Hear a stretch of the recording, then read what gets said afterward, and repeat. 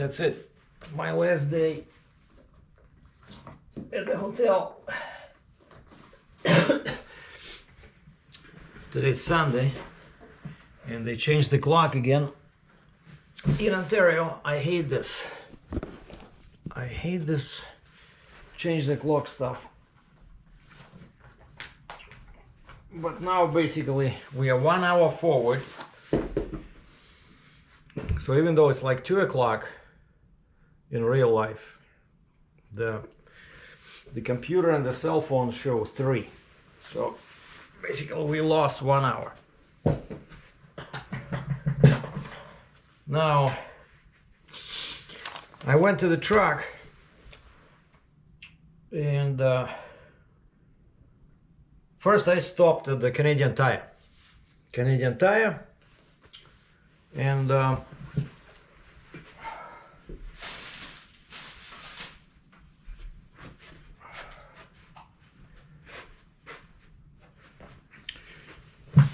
you know, my favorite wine, probably, even though I like Shiraz, but my favorite wine is this. It's appropriately called Fat Bastard. So, Fat Bastard. And what they say on the back there, that by Fat Bastard they mean that it's like kind of like rich in flavors and taste. So anyway, I went to Canadian Tire, the auto parts store, and I'm using my overpriced Russian Accordion as a tripod. And I went to buy anti-gel because they have this Canada-made anti-gel, which was like $7 Canadian per liter. You know, the green can. And to my surprise, they had zero available stock, and everything that was available was, you know, pretty much from US, and the prices of course are much higher. So I did buy one, which is good for one fill up, which was $13, and just one small white you know, bottle, and it's only good for like 380 liters, or 100 gallons. But I started looking on the shelves, and all of a sudden I see that a big jug of I forgot what it's called, like the technical term, but that's the thing that you can pour into your airlines to melt the ice, you know, like antifreeze for airlines. Last time they didn't have it. Now they have a full jug, like US gallon. It was like $10 or $12 or something like that. So I bought that one. So now at least I have a full jug of this, because it's still cold. You know, we still have snow over here. It's snowing today, even though next week it's supposed to be warmer. But and so the other thing I bought, yeah, this thing is now on Kijiji, on Facebook Marketplace. So anybody wants this accordion, let me know. And by the way, I changed because there have been some backlash in Canada and the States against businesses that have the word Russian in the name. There was a story on the news about like a diner or eatery. And it was called something Russian something. And they were getting threats, and so they had to cross the word Russian and put like a Ukrainian flag in there. We support Ukraine. And so because of that, my second channel used to be called Russian Accordion. Then I changed it to Russian Sound. Now I just took out the word Russian and just put Accordion Sound. So it was Russian Accordion, Russian Sound, Accordion Sound. So no Russian. I have no ties with Russia anymore. More about that in a second. And I've been a Canadian citizen since I think 2001, and I've lived in Canada since '97. And so there's a reason I left Russia. I didn't want to live there, right? So even though I'm still technically a citizen of Russia, but I'm still waiting to get my confirmation of citizenship. I still don't have it. They've been working on that. They've been sitting on the paperwork since June last year. Right now it's March 22. And without that confirmation, I cannot apply for the passport. And now I'm not even sure I want to apply. So the plan now is probably apply for the cheap passport, 5 years instead of the new 10-year biometric passport. So I can just apply for 5-year passport so I can cancel the citizenship. Because, of course, Russian bureaucracy, just like any bureaucracy anywhere in the world, is super efficient in creating obstacles. And so let's say, like in my case, right, my Russian passport expired 2 years ago. And I'm saying, okay, maybe I don't want to be a Russian citizen anymore. I want to be able to fly to Russia, let's say when the war is over. But I want to be able to fly to Russia as a Canadian citizen, but for that I will need to buy a visa. But these guys are saying, no, as long as you're a Russian citizen, we cannot give you a visa and allow you to travel under the Canadian passport. And I say, okay, so how do I cancel my freaking Russian citizenship? Which I'm no longer interested in keeping, since I have no intention of returning to Russia, for permanent residency, like some people do. They say the West is good for living, Russia is good for dying. And so a lot of immigrants, they come back to Russia, when they're like 80, 90, 200 years old, just to die and see their friends for the last time, and they want to be buried where they were born, stuff like that. I'm not interested in that. And so the Russian bureaucracy rules, and they say you cannot apply for the cancellation of your citizenship unless you have a valid passport. That's so funny, So now I have to basically get my passport in order to cancel the citizenship. And that's how, of course, they charge you money for this. Like, it was 90 bucks Canadian for the confirmation of the citizenship, and now there's going to be another 90 bucks for the passport. Like I said, I just want to get it in order to cancel it. I don't want to be associated with that awful country anymore.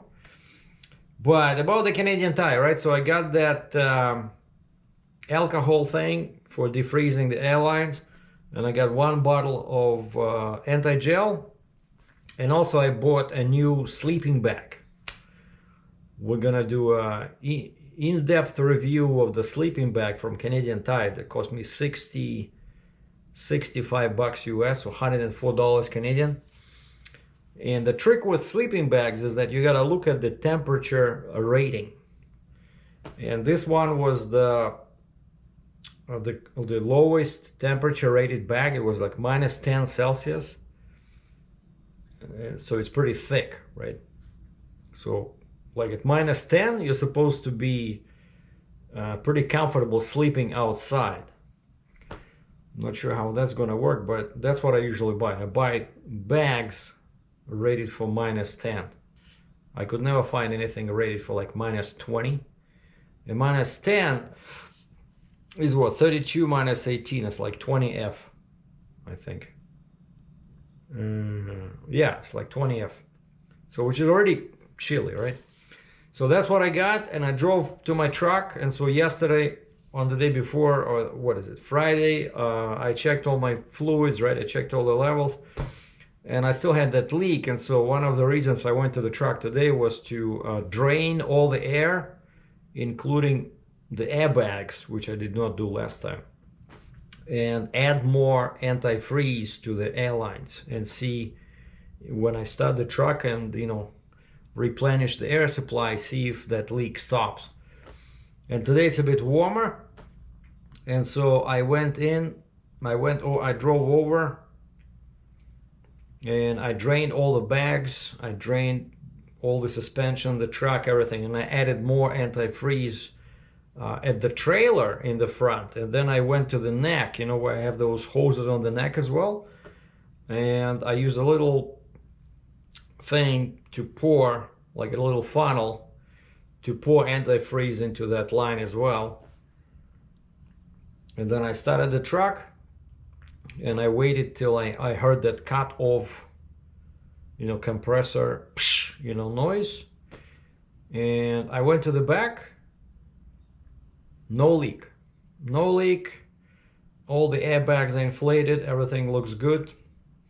So I shut down the engine, closed the truck, and I drove back. Had some brunch at Boston Pizza. Now, about cutting relations with Russia, there's going to be a story.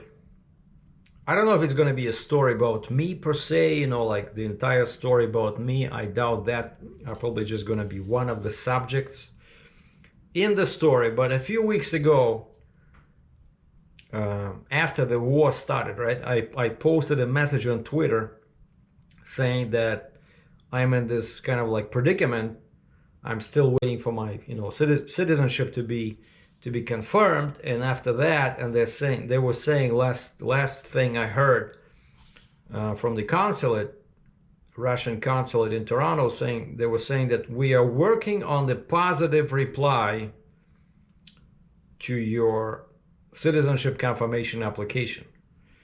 And that's been like 2 weeks ago, or maybe even 3 weeks ago. It was before the war started. And I still don't have anything. I don't have any emails. I don't have any official letters in my mail. And without that confirmation, I cannot apply for the passport. And so I wrote the tweet saying that now I'm in this predicament where I'm not even sure I want to apply. So on the one hand, I wanted to, visit Russia, and my mom, who's 85, right? You don't know how long we all have, and so I wanted to see her maybe one last time. But now, because of this stupid war, I don't want to go there, because one of the dangers is that they can conscript me, or they call me up to be in the army, because I'm 60 years old, and I think the limit it's anywhere between 16 and 60. So technically, like, let's say I fly over there in the summer, and when I try to enter the airport, they scan my passport and they say, "Oh, Mr. Dratchev, actually, we need you with the weapons on the Ukrainian border." Screw that. And so this lady from Washington Post emailed me saying that she was interested in my tweet and in how the war, separates the families, and if it would be okay for her to talk to me on the phone. And I said, yeah, sure, why not? And her name was Ashley. I found her online, pretty looking lady, and so she's a reporter for Washington Post, operating somewhere from like north of Chicago, so in Minnesota, I think, or Wisconsin, somewhere there. So anyway, we chatted a few days ago about this, but since then something else happened. Like I mentioned before, right? So my mom got a present from my brother. He gave her his old smartphone. When he switched to a new model, that one still worked, so he gave it to her. And of course it's online, and so now she was able to, and he taught her how to use WhatsApp. And it didn't come easy, but eventually she was able to text people and even call them. And she was super happy. She was talking to her, old friends in Ukraine, where we spent a considerable amount of years before I moved to Russia, and then they moved to Russia after I left for Canada. And so I downloaded that app to my phone and to my computer, and so we were chatting with her a couple of times a week, right? But then the war started, which you cannot use that word in Russia unless you want to spend 15 years in prison. So it's a special military operation. to liberate Ukrainians from Nazis. What Nazis? People in Ukraine don't know what Nazis they're talking about because there's no Nazis in power. But anyway, since this conflict started, I was kind of shocked to realize that both my brother and mother support this war. You know, they're behind Putin because there's no independent media in Russia anymore. There was Echo Moskvy, Moscow's Echo radio station, closed. There was a couple of independent newspapers closed. So now the entire media in Russia, you know, radio stations, magazines, newspapers, it's all owned and naturally enough controlled by the Russia's government. So, and these people, so I'm telling them, I said, let's not talk about politics, okay? If you don't mind. After I learned that they support Putin, so I tried to argue with them, and they say, no, you know, don't trust your news over there. What are you kidding me? You're watching CNN. They've been caught before many times when they were cheating and lying, so they're lying to you. Okay, I said, you know what? You guys are watching Russian propaganda owned by the government 24/7, and you're telling me I should not trust CNN and MSNBC and stuff like that. And so I said, okay, fine. Like, you're my mother, you're my brother, you know, I want to stay in touch, right? You're holding the different view on this.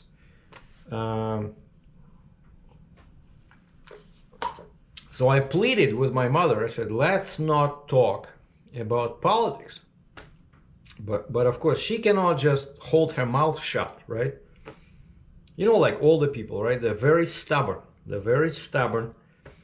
And so we exchanged like last straw that broke the camel's back. I sent a picture of like snow. Yeah, my car was covered by snow, right? I said, hey, the spring is canceled, you know, we're having snow here, but I said, everything else is good. I booked a new load. I'm gonna load this. And for some reason, my mother becomes very agitated when you mention any towns in North America. Don't tell me that. I have no idea where that is. I said, New York City. Oh, basically, she doesn't know. Cambridge, Toronto, she doesn't care at all. And she get very upset when I try to give her some geography lesson. She not interested in the least. And more about that, about lack of interest from my Russia's relatives in a second.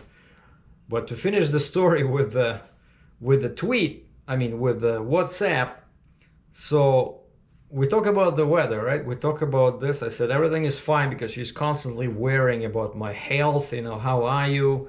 Are you, you know, resting enough? You're working so hard. I said, Mom, I'm a driver. It's not like I'm digging trenches, right? I'm holding the steering wheel and I'm looking at the scenery behind the window. And then occasionally I throw some chains around and then I take them off. And then the other exercise is going to the bank online, lying on the sofa to check how much money I got. But, you know, like all mothers, she's under the impression that I'm working super hard, you know, which of course is not true.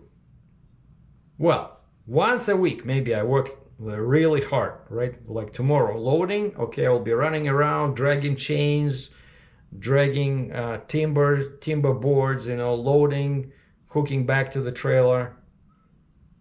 But then 2, 3, 4 days I'll be driving, you know, enjoying the view. So anyway, we talk about that. Everything is fine, right, on that tweet, on that exchange. And then she says, okay, сыночек, будь здоров, но не доверяй новостям. Очень много врут. Basically, Sonny, be good, be healthy, wish you all the best. Just please do not trust the news. They're lying a lot over there. And how would you know that they are lying over here? You have no access to Western media. You have no access to independent Russian newspapers. There's no independent radio stations anymore. And I said, Mom, can we please stop with the politics? Like I ask you, right? And I said, if somebody is lied to, it's you, because you have no independent radio stations, no media in Russia. Everything is controlled by the Russian government. And you're telling me that I'm being lied to. And she says, okay, son, you know, be good. I just cannot believe how brainwashed you are. In Russian it was, ну я до сих пор не могу поверить, как тебя оболванили. Basically, I'm an imbecile. Our Western media turned me into an imbecile. I have no freaking clue what's going on. And I said, you know what? So I didn't answer after that, but then I just deleted the WhatsApp. I blocked my mother's phone number. I deleted WhatsApp from my computer, and I sent an email to my brother. I said, WhatsApp is deleted. I'm not using it anymore. And I said, my Russian citizenship application still has not been fully processed, so I cannot get my Russian passport. And I said, unless this conflict is over, I have no interest in visiting Russia. And I didn't want to use the word war because, you know, this email was going to Russia, right? And I didn't want my brother to be in trouble, because that word is prohibited in Russia. You cannot use the word war describing this invasion. And so my brother wrote me back this morning saying that basically I was a bad guy, because he says, after so many years, our mother finally got the tools to talk to you via this WhatsApp and stuff like that. And he says now she's crying, she's in tears, because you cut that connection pretty basically without any warning. And I wrote him back. I said, I wanted to talk to her, but I asked her not to talk about the politics, right? But she wouldn't listen. And I said, that was the last straw, where she called me pretty much an imbecile and saying how she could not believe how brainwashed I am. And I said, that's it, no more communication. I said, I'm cutting all communication, no WhatsApp. And I said, I'm blocking your freaking email address. All your emails will be automatically deleted. And I went to my phone and I blocked his phone number. So if he tries to call me, he'll hear purr, purr, purr, purr, you know. That's it. And I'm gonna send an update about this to this lady from Washington Post, because that's what happens, you know, when you have a war and you have people on the opposite sides, you know, and sooner or later there come a point where you cannot just close your eyes, you know, when they totally support the war, they support, you know, this death of civilians and children. And I'm a citizen of Canada. Canada is a member of NATO, right? Was Russia. Russia is viewed as the enemy of NATO, you know, and so sometimes that's why I remember Canada said, Canadian government, when I, you know, came in 97, they said, we want to warn you about the implications of having two citizenships, especially when these countries like Russia and Canada, you know, it's not like, I don't know, Argentina and Chile or Poland and France, right? It's two opposing camps, right? So there's always tensions. And so they were saying it's, you know, it's best if you hold one citizenship. Like from day one, they were saying basically, we suggest in not so obvious terms, that we suggest you basically cancel your Russian citizenship, since you moved to Canada, right? So you live here now, you're a resident of Canada. Why do you need your Russian citizenship? And I should have done it sooner. But anyway, that's it. I'm not talking to my mother. I'm not talking to my brother. I support Ukraine. But one more thing, curious thing that bothered me from day one. Basically, my mother hates Canada because in her eyes, Canada took her son. Like, and to me, it's funny. Like, let's say I'm at a party or something, right? And there's all Canadians and Americans, and then one guy says, "Oh, I just spent, I live in New Zealand or something, or I live in, I don't know, Alaska." I would probably have some questions for the guy, or like some totally different country. Let's say we all, let's say we all Canadians and we at a party, and then some guy comes in and he says, "Oh, I moved to China." English speaking guy says, "Hey, I live in China now. I love it." I would have some questions for the guy. I would be curious. How's life out there? How's the money situation? How are you paid? Is food expensive? What do you do for when you have free time? Where do you go? Like, is there any interesting places to visit? Stuff like that. But whenever I visited, and I've been to Russia after I immigrated to Canada, I've been to Russia, probably 3 times. It always surprised me how, I come in and the attitude from my relatives was as if I was sick, like you see this kind of shade on their faces, some kind of like a sorrow, like I have cancer or something. I don't know. Like I have a very limited amount of time left, and so they understand that, and they're trying to make life easy for the suffering person. But anyway, you know what I mean? It was kind of like nuts. Like I fly in winter because in summer I have work, right? Because my RGN heavy haul work is hooked up with construction. And spring and summer are the construction seasons, right? That's where I make my most money. So I cannot leave Canada in the summer. So I have to go there during the stupid winter when it's super cold and there's snow, right? That's why one of the reasons I left Russia is because I wanted to live in a warmer climate. And if you look at the parallels, like longitude, latitude, whatever, Toronto, Canada is way south of Moscow. It's more like Crimea, like Odessa in Ukraine. It's getting bombarded right now. And so I hate going there in winter. And there's no acknowledgement on this effort on my part. And so they're just like very solemn and sad,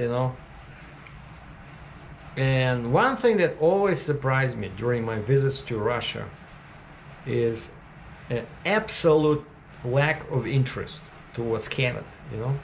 There's no questions. Oh, okay, so how do people live there? Like, what's going on? Is it a big country? Is it a small country? Is it all white people? Do you have like maybe black people? Do you have Chinese? Like, how is the public transit? Stuff like that. Zero interest. And so people don't ask you any questions, so I start saying something, hey, there's some interesting stuff I thought they might like to hear, and they're falling asleep right away. It always surprised me. So like I said, the position of my mother was always that Canada took her son. So she hates Canada because Canada took her son. Like Canada came in the middle of the night, grabbed her son, Serеженька, мой первенец, her first baby, and took me, and and then my brother is another funny story, right? I told him I will pay. I was so eager to show him Canada, the spaces, the scenery, the mountains here in the northern Ontario, right? It's pretty well, not exact mountains, but it's lots of hills, lots of wildlife over there, right? So it's a great country to live in. I love Canada. And so I told him, I said, hey, I will pay the airfare, right? I will pay all the expenses. You just get the visa. Can you just please get the visa to US and Canada? Because I said what I have in mind is when you come over here, I said we can go in my truck, right? So once you have the visa, you can be in my truck as a passenger, right? Because it's my own business. Nobody cares. They'll just ask you at the border, you have any passengers? Yes, sir. Here's my brother. Here's his visa, right?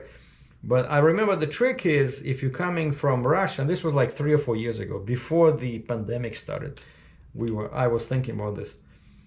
The trick is if you're from Russia, you must have your US visa issued in Russia. Because of course, once you're here, you can go and try to get visa at the border. But they were saying online that, if you're Russian and you are in Russia and you're visiting your brother, let's say me, right? You're visiting your brother in Canada, but you have the intention of visiting US at some point, you must apply for the US visa from Russia. They said this way it will be faster and they can actually deny you the visa at the border if you try to get it here once you're in Canada. And so I told my brother, I said, hey, we can get in my truck and we can do a couple of trips, like through Canada, through US. And because he never been here, he never been to North America. And he's 9 years younger than me. And he had very little interest, in seeing Canada. And I said, what? What about US? He says, well, maybe California. Because, California is like ocean, right? All these naked chicks running around, Who doesn't want to go to California in the summer? He says, yeah, maybe California. But he says, honestly, I'm more interested in exploring Russia because there's so many great places. Of course, they have real mountains over there. If you go to the south, that's where he broke his arm, when he was skiing. And when I asked him, I said, what's the problem with, coming and visiting Canada besides the lack of interest? And he said, well, because his English is very rudimentary. And he said, he's the type of guy who he cannot live in a country with no native language, with no Russian. Actually, it was difficult for me. I remember when I came to Canada, it was a bit stressful, like to have English 24/7. Because even when I was a student, right, and we try to speak English all the time, and we were doing all these exercises and reading books, but that's one thing. But when you come to Canada, and you're Russian, but all of a sudden there's like 0 words in Russian anywhere, right? It's all English, English, English. It was a bit stressful. I would say maybe first couple of weeks, but then I got used to it. I love it. English is kind of like my second, native language because I've been using it so long, right? I learned when I was like 17 years old, but some people are not like this. Some people, they cannot be in a foreign culture. Let's say they don't understand. Let's say you go to China, it's all Mandarin around you, right? Or you go to Germany and it's all German around you. They don't like it. I don't know. So my brother is from that variety of people. So they have no interest in Canada. They don't care about the geography, about the scenery, about the climate, about the people here. There's never any questions. And now because of this war, it came to light that they totally support dictator Putin, and they support the war, and they support the special military operation against Ukrainians. And even the simple detail, right? Like the pretext was to enter Ukraine, to liberate Ukrainians from Nazis in power. And all of a sudden, Ukrainians started leaving the country. 500,000, 1 million, 1.5 million, 2 million, now it's over 2 million people left Ukraine. They were supposed to be liberated by Russia. That's such BS. But anyway, so that's the update. So I cut the ties with Russia. I'm not talking to my relatives anymore because we are on the opposite sides of the barricades. And so my second YouTube channel has been renamed to Accordion Sound, right, from Russian Sound. And this Tula Garmon is going to be sold once I get my Italian Dino Buffetti. The last thing I got to do is I got to throw away that Russian hat. You know, that winter black hat that one of my fans gave me, because I'm sorry, but it's very uncomfortable. It's still very tight. You know, whenever you bend your body like a little bit, or you bend your head, that winter hat starts moving. It's too small for my head, but also it looks distinctly Russian. And that's why you saw me coming in with that dirty red hat. But I like this one much better. You know, but yeah, it gets dirty very fast for some reason, right? But this one is so much more, you know, so much more comfortable, right? And this doesn't have those stupid strings, right? It has this. It's very easy. You know, you can make it tighter. You know, I like wearing it even in the summer. In the summer, I would wear this hat when I'm in a situation where there's like very windy and there's lots of dust in the air, you know. And without this, you have lots of dirt under your collar, you know. Like I remember loading somewhere, I think it was Oklahoma or Texas somewhere, there was a lot of sand, it was very windy. I had to wear this, even though it was like plus 30 outside, you know. And then, see how quick it is? Boom, boom, boom. No strings, you know. I love it. I got it at a truck stop somewhere. It's very, very useful hat. But that one, that Russian one, it's much thicker.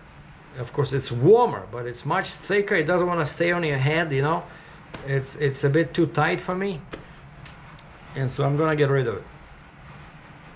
So tomorrow I'm getting up at 5 o'clock.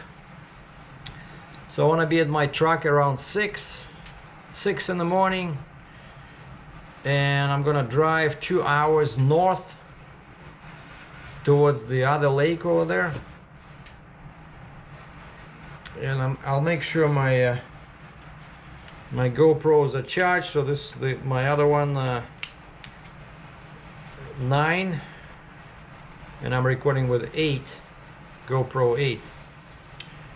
But I'll do a video about the loading, and I should be able to cross into US tomorrow, which reminds me I have to do my border crossing right now.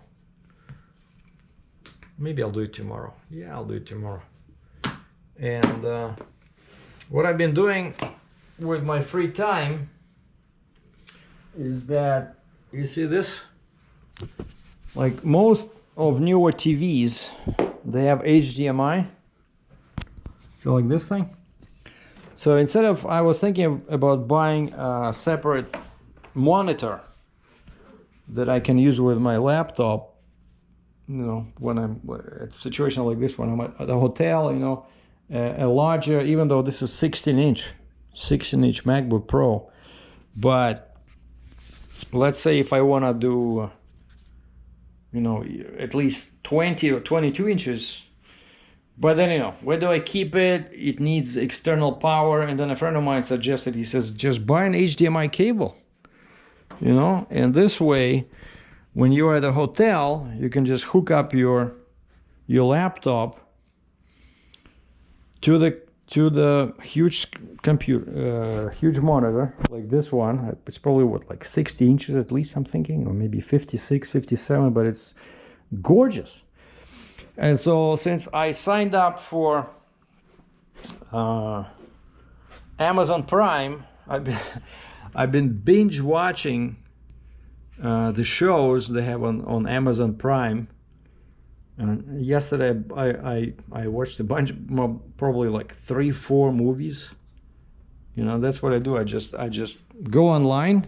Of course, I have free Wi-Fi here at the hotel. And I go to Amazon.ca, Amazon Canada, and I hook up the cable. And then I see my desktop on the monitor. And then I find the movie I want, and I just watch the movie on the TV screen. But yeah, the winter still doesn't want to go away. Of course, you know, they're working on like this view. I don't know, for some reason, whenever I come to this hotel, and this is Hilton in Cambridge, they always put me on this side, and so there's all these junk, you know.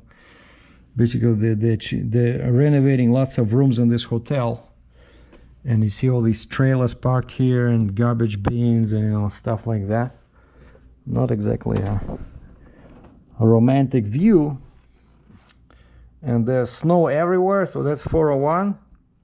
That's west towards Windsor and Detroit. This way it's east towards Toronto and Buffalo. And this is like almost middle of March. So I hope the weather improves soon. But tomorrow is going to be, it should be much warmer. It should be above freezing, which would make loading easier. So sorry for the long video, but I had a lot to talk about. Enjoy the rest of your weekend, boys and girls. Thanks for watching once again. Ciao.